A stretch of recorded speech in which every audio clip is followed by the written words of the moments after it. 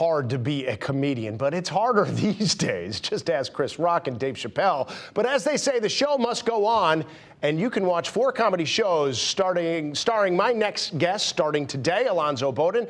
He's a comedian, voice actor, and regular panelist on NPR's Wait, Wait, Don't Tell Me, doing 4 shows at the Comics Roadhouse at Mohegan Sun. But for now, safely ensconced in a hotel room joining us on Zoom. Mr. Bodden, good morning. How are you today? Good morning, Tim. I'm about to head down to the gym and start training, get ready for tonight's show, hit the heavy bag a few times, you know. Well, you're a big guy, right? I mean, I'm 6'3". I think you're taller than I am, aren't you? Yeah, I'm 6'3", also, 250 plus. Let's just put it that way. They're probably not going to rush me right away. I like to tell them that I'm bigger up close, but it's getting insane out here. When Will Smith slapped Chris Rock, a lot of comics said, uh-oh, this is a precedent. And I was like, nah, they're not going to. Well, I guess I've been proven wrong. Yeah. And it's a little discomforting, especially because we knew the possibility was there with the Dave Chappelle attack. It looks like there was security there. That's a well-known venue, and it happened anyway. I guess there's nothing you could do to stop it, but do you think it's going to have a chilling effect on the state of comedy these days in any way, just in general? No. One of the great things about it is the recovery that Chris Rock had, the recovery that Dave Chappelle had. Look, after the incident, a comic tries to deflect it with humor, and then the show keeps going. One of the things that I felt right after it happened or after the news broke is they can't shut us up. They tried the cancel thing, they tried the whatever. Now they're physically attacking. You still can't shut comics up. We're still going to talk, and we're going to be funny. So what are you going to talk about on these shows? What's on the agenda? Well, the first thing I'm going to do is warn them, don't try it. Don't even think about it. I think one of the things this guy found out about attacking Dave Chappelle is there were consequences on this one. This wasn't the Oscars. Yeah. But,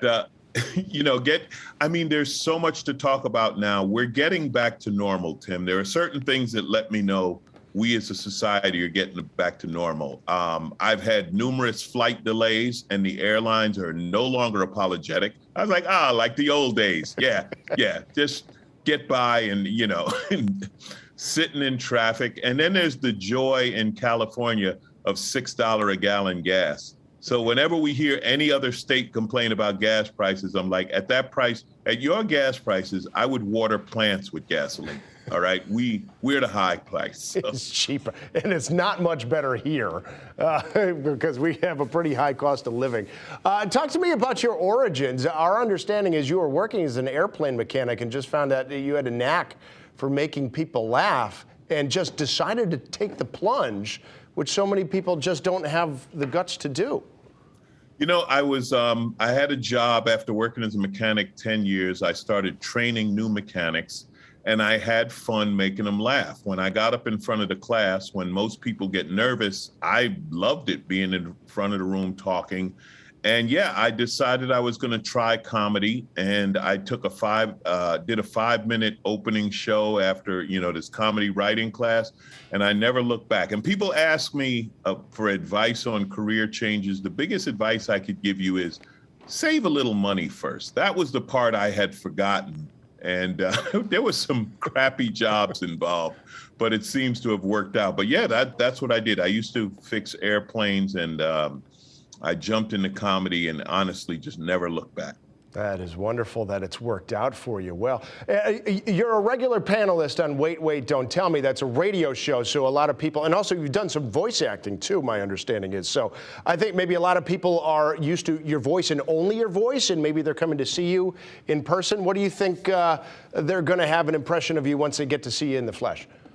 Well, my favorite comment from a Wait, Wait fan who heard me talking, I think it was in a grocery store, and she was in the next aisle and recognized my voice and came over and said, "Wow, you're Alonzo Bodden?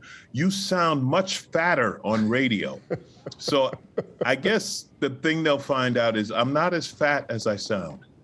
But 250 is not fat by any means.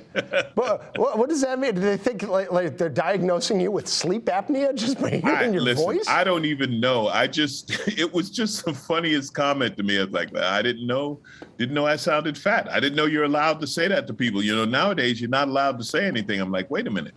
Was I just sound fat shamed? I don't even know. But I survived. You survived, yeah. I'm pretty sure you can get people to say they're sorry to you pretty quickly once they see you in person. We're still going to get the chance to do 4 shows at the Comics Roadhouse there at Mohegan Sun. Mr. Bodden, thank you for taking the time to join us this morning. We do appreciate it.